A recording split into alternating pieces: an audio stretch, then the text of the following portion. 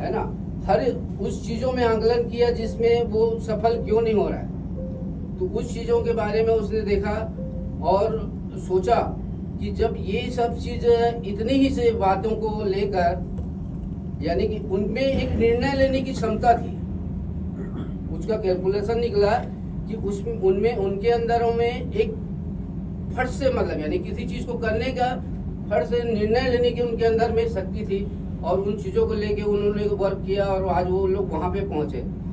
तो ये भी सोचा कि मेरे अंदर ही वो सारा गुण है, जो बोलो वो सफल हो सकते हैं तो मैं भी हो सकता हूँ, तो मेरे अंदर ही सारा गुण है। उतने रात भर उन्होंने आत्मविश्लेषण किया, अपने अंदर को ढूंढा, अपने अंदर गया और वो पाया कि मैं अपने आप को ही रोकता था, अपनी सफलता के लिए अपने आप को ही रोकता था। तो वो सुबह के 4 बजे तक बैठा रहा होटल में और ये आत्मविश्लेषण करता रहा। आत्मविश्लेषण करने के बाद ये पाया कि मैं अब एक सफल व्यक्ति हूँ, और सफल व्यक्ति की तरह मैं इंटरव्यू में जाके अपना वैल्यू बढ़ाऊंगा, अपनी कीमत बढ़ाऊंगा कर।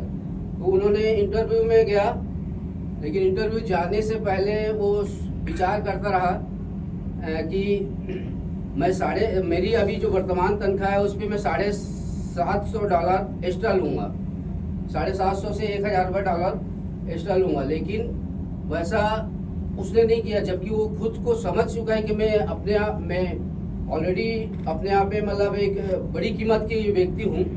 तो उसने इंटरव्यू में $3500 की मांग की और उसको वो मिला। तो अगर आप विश्वास करेंगे, अपने अंदर की शक्ति को पहचानेंगे, तो आप इस तरह सफल हो सकते हैं। लगातार इस तरह के अगर हम सोचते रहेंगे कि भाई कि मेरी कीमत क्या है, अंदर से अगर आप पहचानना शुरू कर देंगे तो आप सफल हो सकते हैं। ठीक है दोस्त, आगे सेहत का बहाना साइड। लोग हमेशा सेहत को लेकर, छोटी छोटी बातों को लेकर, जैसे सर्दी खांसी, जितना हम सेहत के बारे में चिंता करते हैं लोग, हम उतने ही उसके अंदर चला जाते हैं, और हम उन चीज़ों के लिए मतलब एकदम बिल्कुल प्रिपेयर नहीं होते कि मतलब हम ये सारा काम कर सकते हैं। छोटी छोटी, जैसे यहाँ पे लेखक ने एक चीज़ बताया, एक डॉक्टर था जो उनके पास में एक मरीज आया, वो गॉल ब्लैडर का कुछ वो उसका प्रॉब्लम था। उन्होंने 8 ऐसे अलग अलग क्लिनिक में जाके एक्सरे करा के अपने बार बार वो चेक कराता था।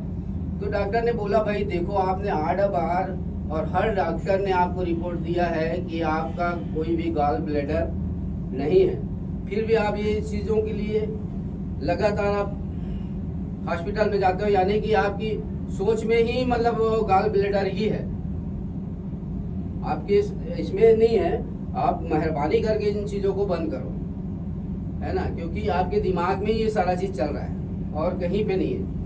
तो इस तरह के सेहत से लेकर मतलब बहुत सारे लोग थोड़ा सा भी बॉडी में प्रॉब्लम हुआ, कुछ हुआ, तो क्या करते, तुरंत जाके ECG वगैरह करा लेते हैं या अपनी बॉडी चेकअप करा लेते हैं कि मुझे ये प्रॉब्लम हो रही है।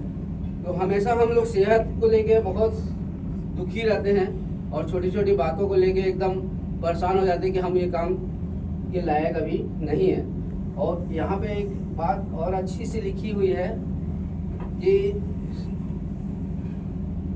अपने पुराने फटे हुए जूतों को देखकर मैं दुखी हुआ करता था, लेकिन जब मैंने देखा कि जिनके 2 पैर नहीं है, तब मेरी ऊपर वाले से शिकायत खत्म हो गया था।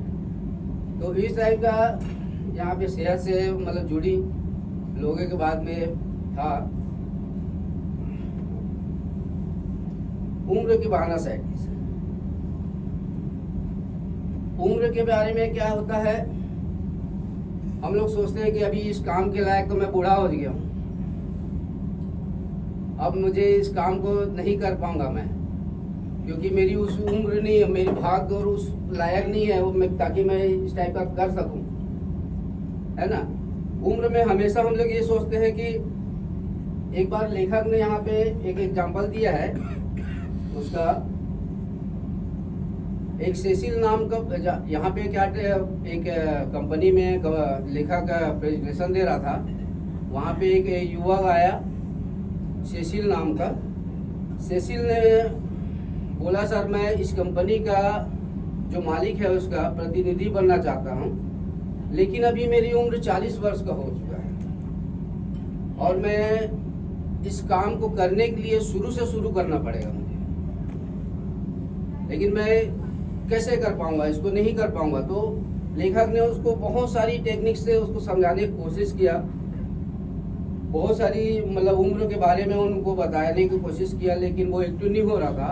फिर पुरानी कहावत के तौर पे एक बोला गया कि भाई जितनी आप उम्र के बारे में सोचते हैं, जितना आप सोचते हैं अपनी उम्र के बारे में, आप उतनी उम्र के होते हैं। फिर भी वो दवा उसके लिए काम नहीं किया। फिर लेखक के दिमाग में एक टेक्निक आया कि इसको किस तरह समझाऊं, तो एक टेक्निक आया। तो लेखक ने उसे बोला कि पूछा उससे, सेसिल से, सेसिल आप अच्छा ये बताओ कि एक आदमी की रचनात्मक उम्र कितनी होती है? तो लेखक ने बताया कि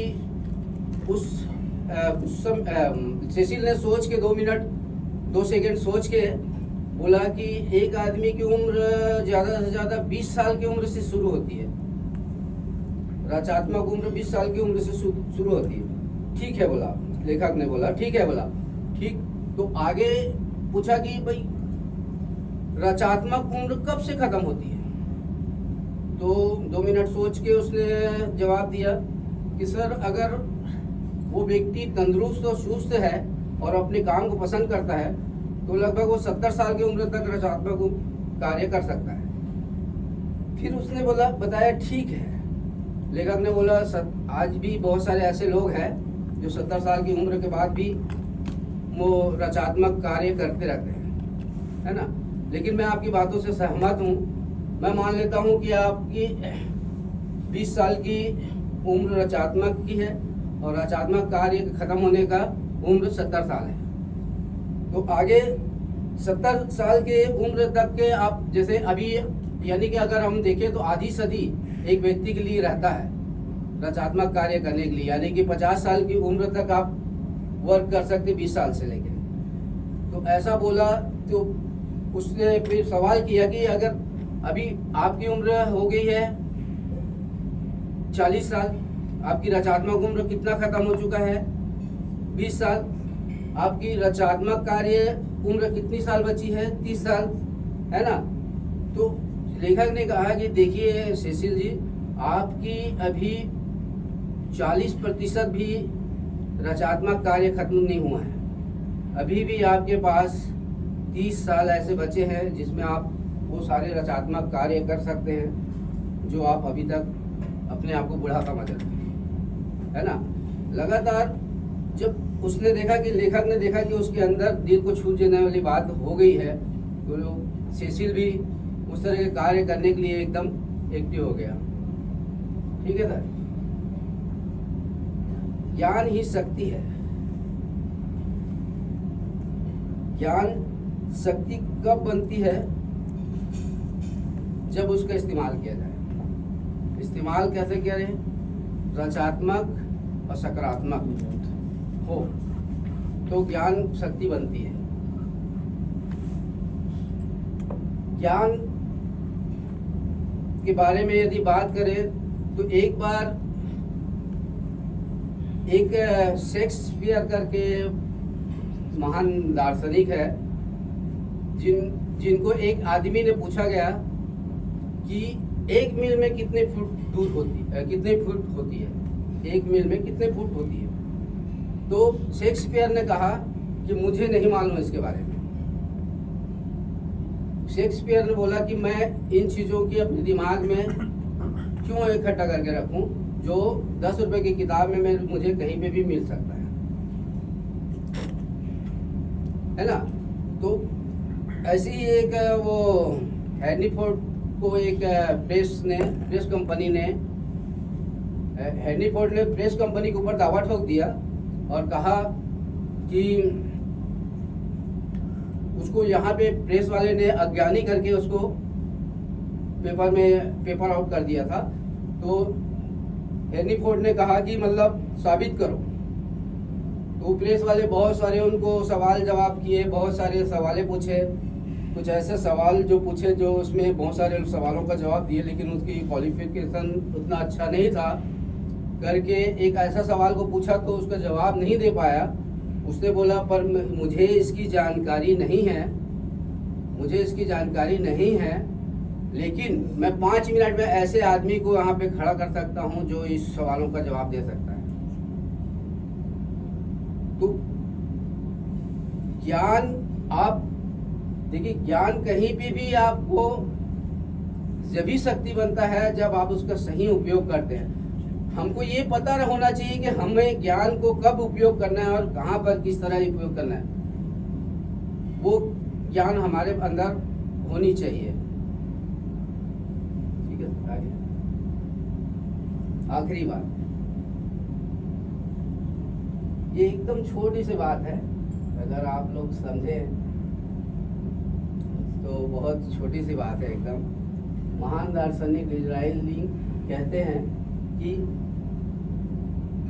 मतलब 2 लाइन में इतनी बड़ी बात लिख दी है कि अगर आप समझे तो बहुत बड़ी बात है, अगर ना समझे तो एकदम छोटी सी बात है। महान दार्शनिक इजराइल कहते हैं कि जिंदगी इतनी छोटी है, जिंदगी इतनी छोटी है कि इसे घटिया नहीं होनी चाहिए।